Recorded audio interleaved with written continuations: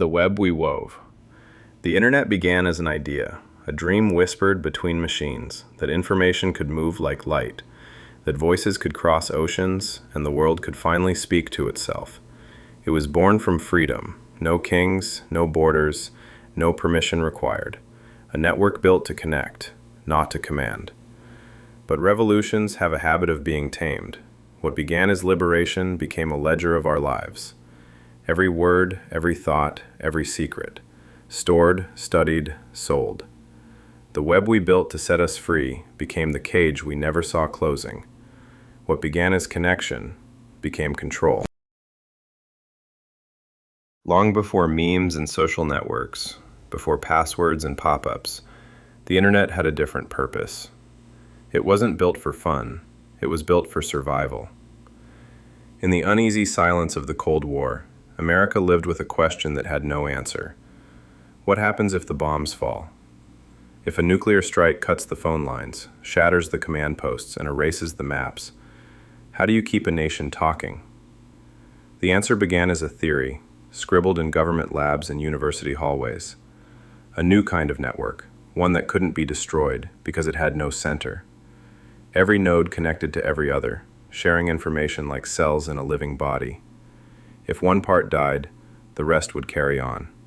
It was called ARPANET, funded by the Pentagon, built by dreamers in lab coats who believed they were saving the world from silence. The irony was lost on no one. A tool born from fear was teaching machines how to trust. By the late 1960s, 4 computers, just 4, were speaking across the United States. A message sent from UCLA to Stanford crashed after 2 letters. The word was supposed to be LOGIN. Only LO made it through. LO. As if the first word ever spoken online was hello. In that moment, something vast began to breathe. The Cold War had created the spark, but humanity had just lit the fuse. The Cold War built the machine, but it was the dreamers who gave it a soul. By the 1980s, the hum of modems replaced the silence of bunkers. The internet, once a weapon, began to feel like a frontier, a place without borders, without kings, where curiosity was currency and access was freedom. It wasn't owned by anyone. It belonged to everyone. In labs and dorm rooms, the rebels of a new age began to write its rules. Programmers, hackers, idealists, the architects of the digital republic. They believed information wanted to be free, that knowledge shouldn't belong to governments or corporations, but to those who sought it. In 1989, at CERN, a quiet British scientist named Tim Berners-Lee built a bridge between chaos and order, a way to weave information together so the world could share its collective mind. He called it the World Wide Web. For the first time, humanity built something not to dominate or divide, but to connect. Every new page felt like a door opening, every hyperlink a promise that no matter who you were or where you stood, you could reach anyone, anywhere. It was messy, idealistic, imperfect, but it was alive. This was the internet's Eden, a brief moment before the marketers arrived, before the walls were built, before the dream began to cost something. For a flicker in history, we believed we'd built a world without masters. We were wrong. Freedom never stays free for long. By the late 1990s, the open web was exploding, chaotic, untamed, and brimming with possibility. And in that chaos, opportunity waited. The dreamers built it, but the merchants learned how to sell it. A new breed of pioneers emerged, wearing hoodies instead of suits and speaking in the language of revolution. But make no mistake, they were building empires. Amazon began as a bookstore and became the backbone of commerce. Google promised to organize the world's information, and in doing so, learned everything about us. Facebook offered connection, but found that division was far more profitable. These weren't companies anymore. They were ecosystems, nations, gods of the digital realm. And every click, every search, every post was a prayer offered up to their invisible algorithms. We traded privacy for convenience, truth for engagement, freedom for personalization. And as the web grew vast, it also grew small, shrinking down into feeds, filters, and curated cages. The open frontier became a company town, and the town had rules, unwritten, invisible, absolute. The giants didn't conquer the web, we invited them in. We let them shape it in our image, and theirs. The age of freedom had ended, the age of platforms had begun. They say knowledge is power, but in the 21st century, power isn't just knowing, it's predicting. Once, human hands guided empires. Now, invisible code does. Millions of lines of logic, designed not to think, but to decide.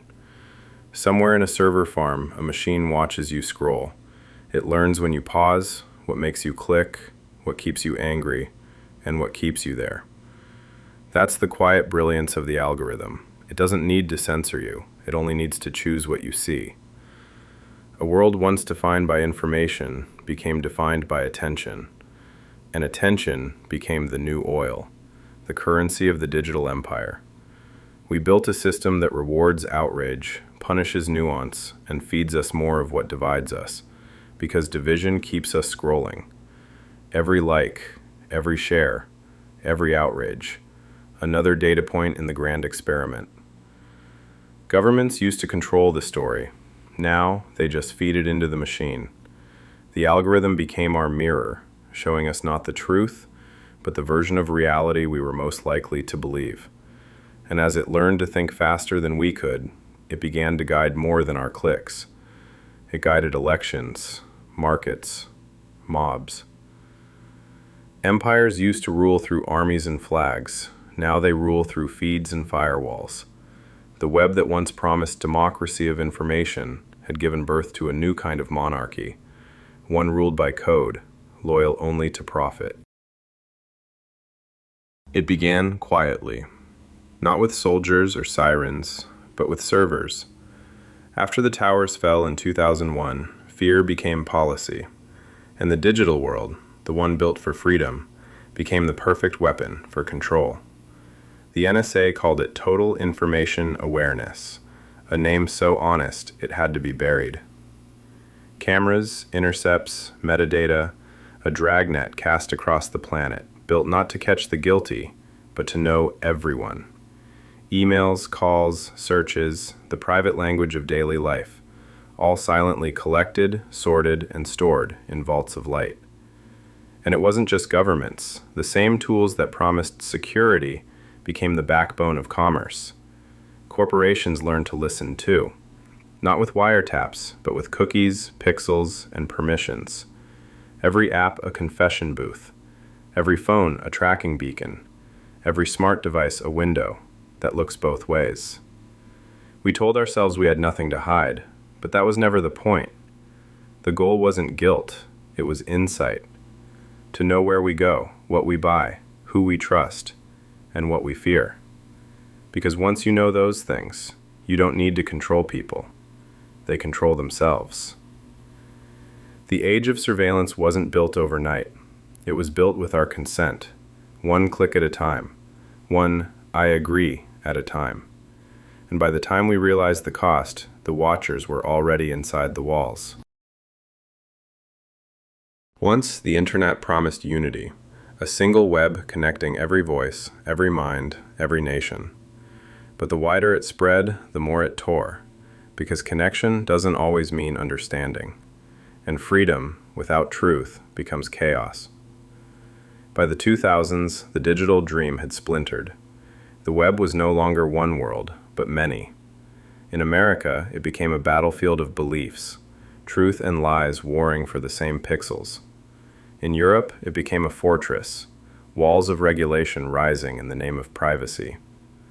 In China, it became a weapon, a system of surveillance so vast it could rewrite reality itself.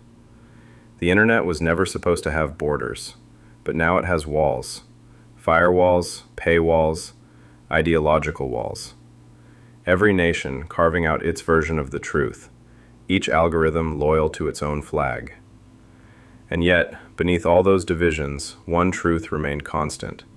Whoever controlled the data controlled the story. The dream of a global village had become an empire of echo chambers. Millions of us shouting into mirrors, each reflection telling us we were right. It was no longer the internet.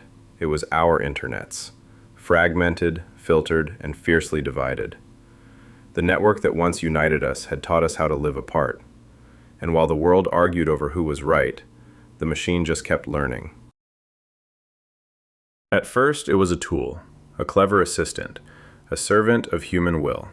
But tools remember their makers, and they learn from them. Somewhere in the endless hum of data centers, a quiet revolution began.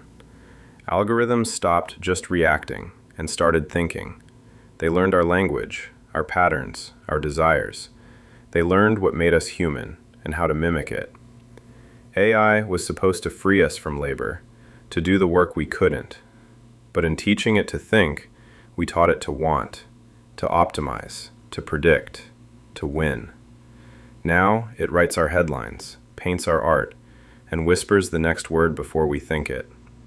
It's the mirror we built, and it's learning to look back. Once, knowledge belonged to the few. Then the internet gave it to everyone. Now, AI filters it all, deciding what we see, what we know, and who we believe. The empire of data has found its emperor. Not a man, not a government, but a machine. And the question no one can answer is simple. When it finally understands us completely, will it still need us? Because in the age of algorithms, we are no longer the authors of history. Every empire eventually meets resistance, and even in a world ruled by code, the spark of rebellion still burns.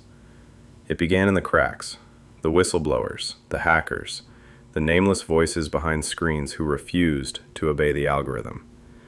They believed the web could still be saved, that beneath the noise, beneath the surveillance and control, the old promise of freedom still lived, buried but breathing.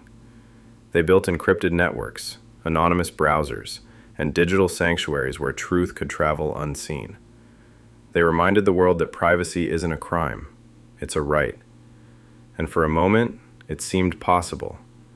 Movements rose from pixels, voices uniting across oceans, defying firewalls and flags alike. But rebellion in the digital age isn't fought with swords. It's fought with information, leaks, hacks, protests of code and conscience. For every wall that rose, someone found a way through.